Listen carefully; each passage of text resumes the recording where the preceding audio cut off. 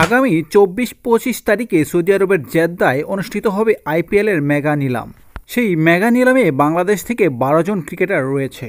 সেখানে গুঞ্জন শোনা যাচ্ছে তাসকিন আহমেদ কলকাতায়, সাকিব আল হাসান চেন্নাই সুপার কিংয়ে, মুস্তাফিজুর রহমান নতুন আরেকটি দলে আইপিএলে খেলতে যাচ্ছে বাংলাদেশ থেকে। আইপিএলের নিলামে ১০৫০-এর উপরে ক্রিকেটার থেকে ৫৭২ জন ক্রিকেটারকে বাছাই করা হয়েছে। সেখানে বাংলাদেশ থেকে ১২ জন ক্রিকেটার রয়েছে। ইন্ডিয়ার প্রিমিয়ার লিগে ৬ বার কলকাতা নাইট রাইডার্সের হয়ে খেলেছেন সাকিব আল হাসান। এছাড়া সানরাইজ হায়দ্রাবাদের হয়ে ২ বার মাঠ মাতিয়েছেন এই অভিজ্ঞ অলরাউন্ডার। তবে আগামী আসরে আবারও টুর্নামেন্টে দেখা যেতে পারে সাকিবকে।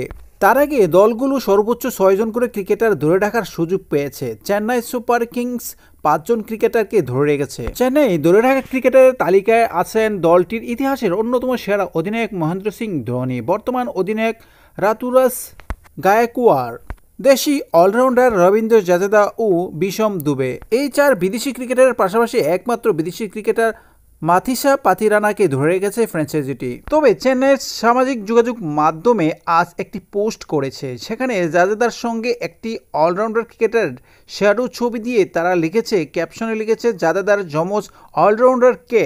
সেই ছবির ক্যাপশনের সঙ্গে অনেকেই সাকিবের মিল খুঁজে পাচ্ছেন। আর এই ২-২-৪ মিলিয়েই ধরিয়ে নিয়েছে এবারের নিলাম থেকে সাকিব আল হাসানকে বেড়াতে চাচ্ছে চেন্নাই সুপার কিংস। সাকিব আল হাসানের বিক্রিমূল্য ধরা হয়েছে ১ কোটি, সেই সাথে মুস্তাফিজুর রহমানের ২ কোটি টাকা। বাংলাদেশ থেকে বাকি ১০ জন ক্রিকেটারের বিক্রিমূল্য ধরা হয়েছে ৭৫ লাখ রুপি। সাকিবের মতো তাসকিন আহমেদকে নিয়েও গুঞ্জন শোনা যাচ্ছে কলকাতার হয়ে খেলতে পারেন তাসকিন আহমেদ, খবর ভারতীয় সোশ্যাল মিডিয়া।